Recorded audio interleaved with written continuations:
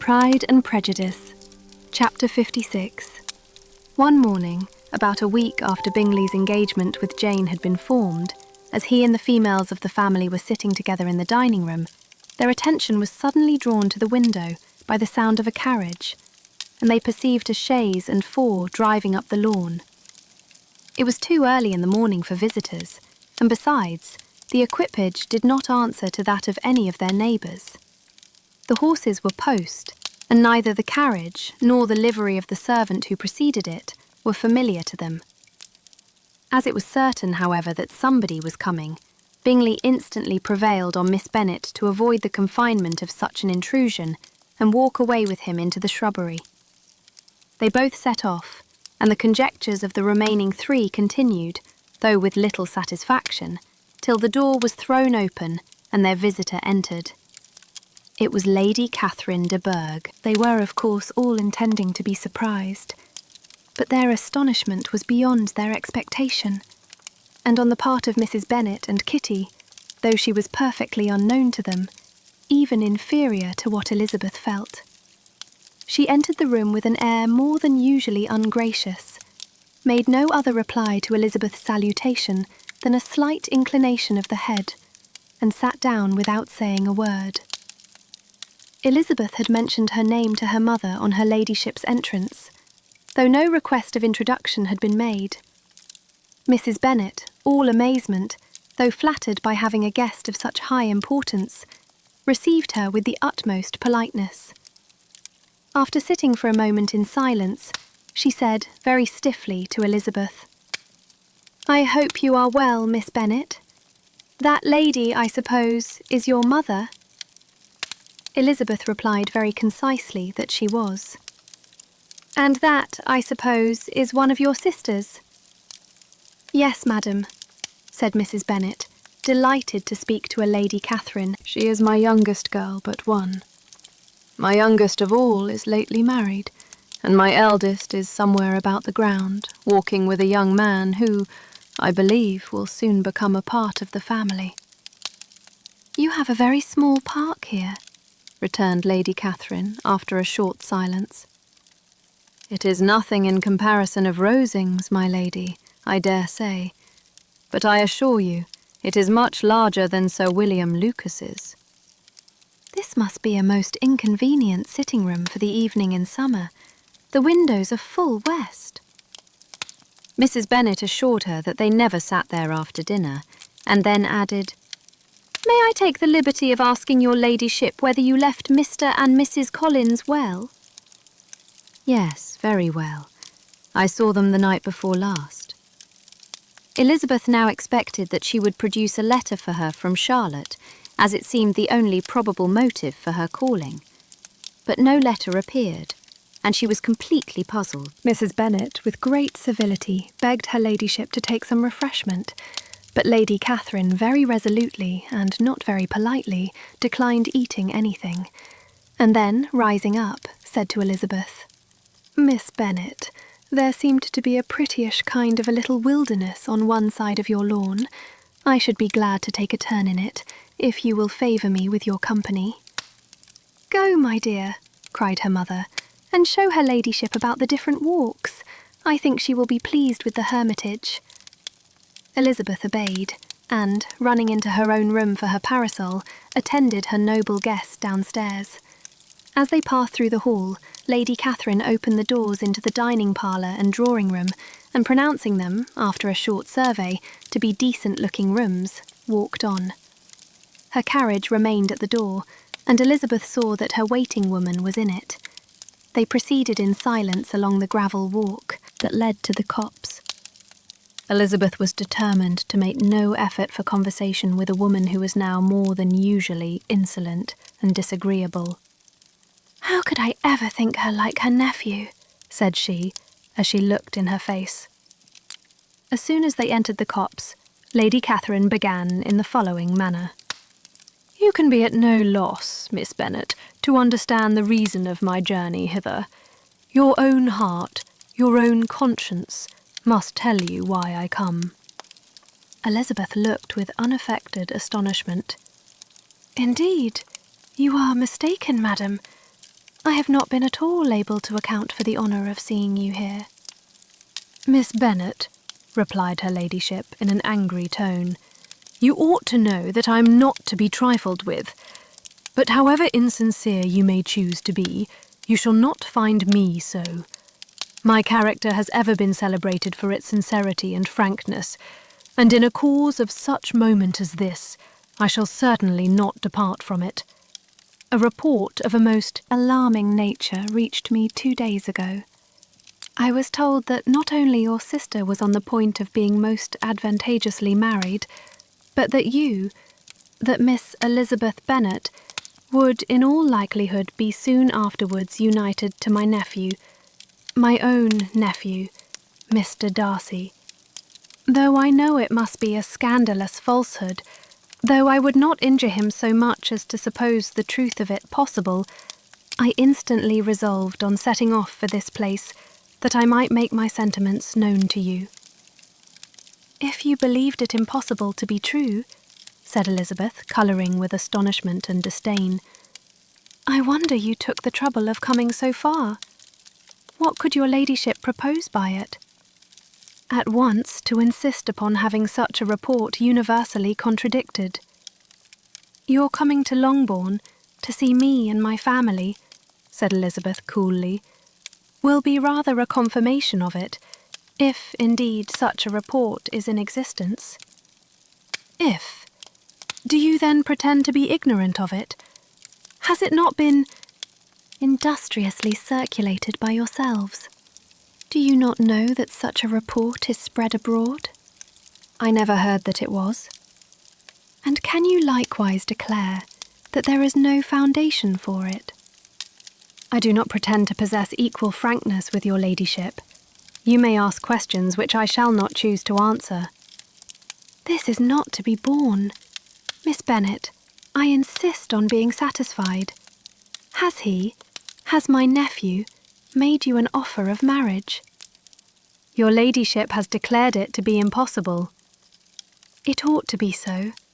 It must be so, while he retains the use of his reason. But your arts and allurements may, in a moment of infatuation, have made him forget what he owes to himself and to all his family. You may have drawn him in." "If I have, I shall be the last person to confess it." "Miss Bennet, do you know who I am? I have not been accustomed to such language as this. I am almost the nearest relation he has in the world, and I'm entitled to know all his dearest concerns. But you are not entitled to know mine, nor will such behaviour as this ever induce me to be explicit." "Let me be rightly understood. This match, to which you have the presumption to aspire, can never take place. No, never. Mr. Darcy is engaged to my daughter. Now, what have you to say?" "Only this, that if he is so, you can have no reason to suppose he will make an offer to me."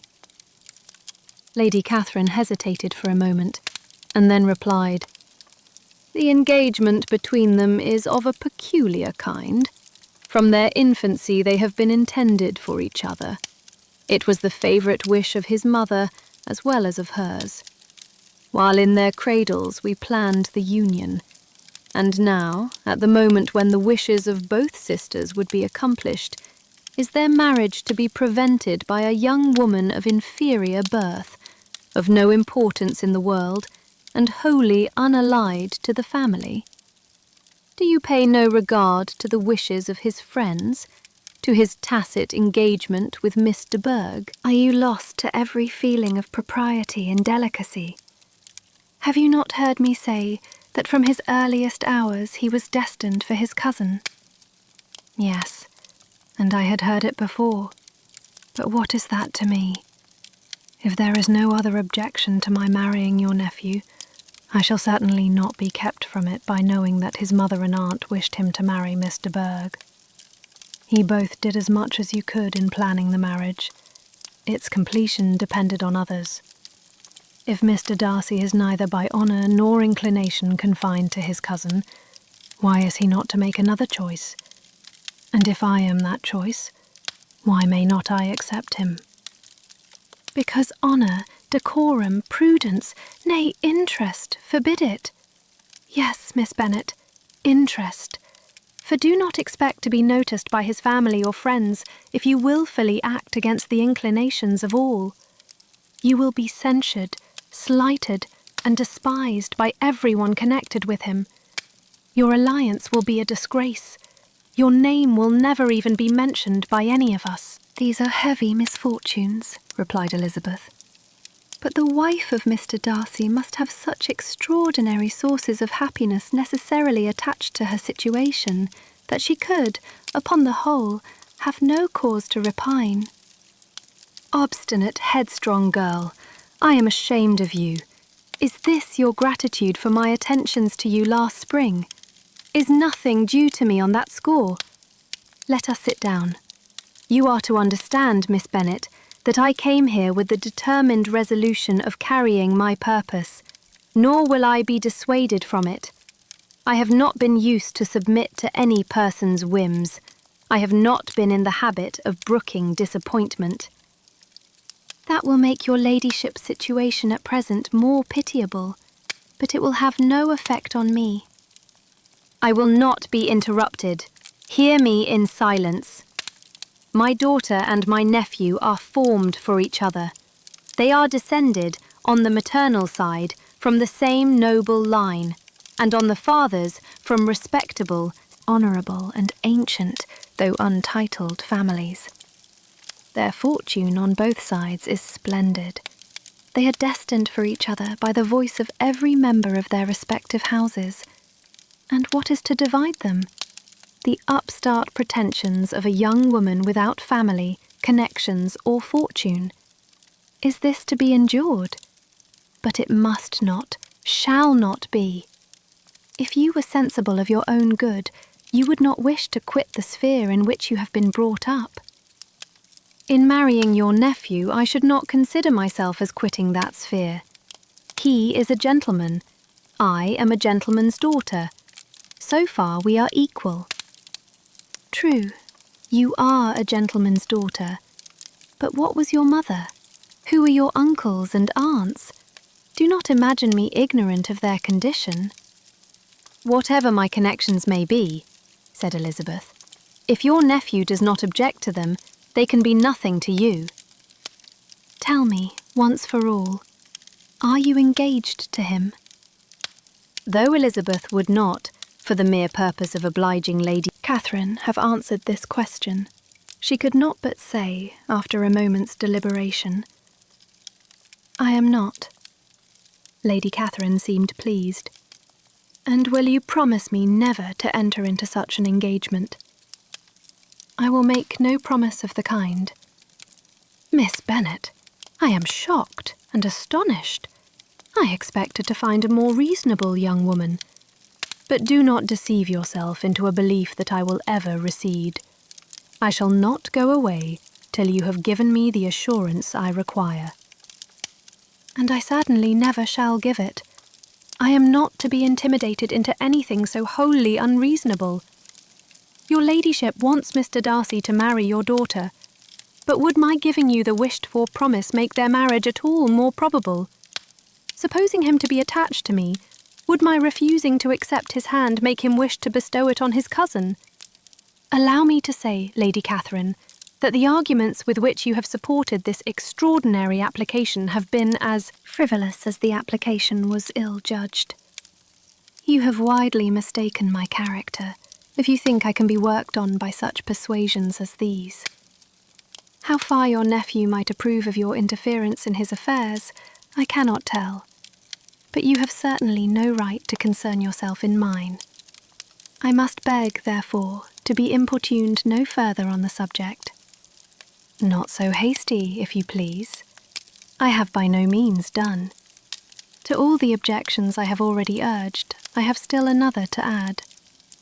I am no stranger to the particulars of your youngest sister's infamous elopement. I know it all, that the young man's marrying her was a patched-up business at the expense of your father and uncle.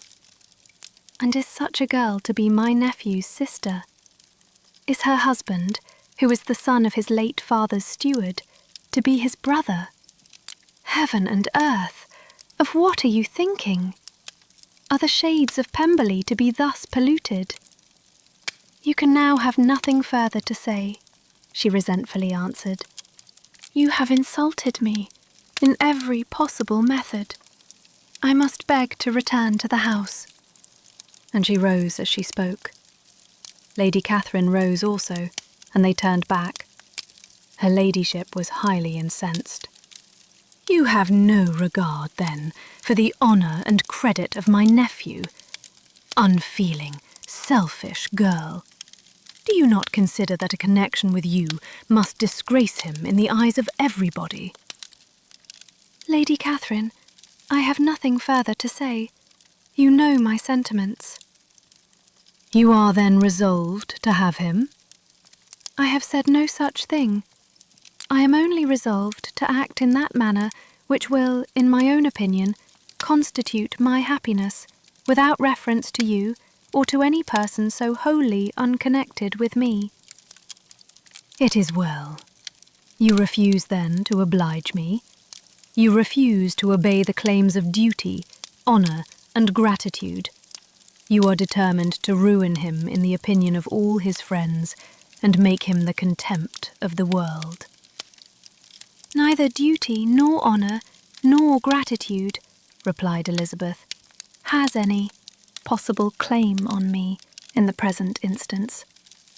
No principle of either would be violated by my marriage with Mr. Darcy, and with regard to the resentment of his family or the indignation of the world, if the former were excited by his marrying me, it would not give me one moment's concern, and the world in general would have too much sense to join in the scorn. And this is your real opinion? This is your final resolve? Very well. I shall now know how to act. Do not imagine, Miss Bennet, that your ambition will ever be gratified. I came to try you. I hoped to find you reasonable, but depend upon it, I will carry my point. In this manner, Lady Catherine talked on till they were at the door of the carriage, when, turning hastily round, she added, I take no leave of you, Miss Bennet. I send no compliments to your mother. You deserve no such attention. I am most seriously displeased. Elizabeth made no answer, and without attempting to persuade her ladyship to return into the house, walked quietly into it herself. She heard the carriage drive away as she proceeded upstairs. Her mother impatiently met her at the door of her dressing-room to ask why Lady Catherine would not come in again and rest herself.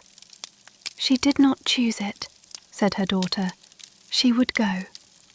She is a very fine-looking woman, and her calling here was prodigiously civil, for she only came, I suppose, to tell us the Collinses were well.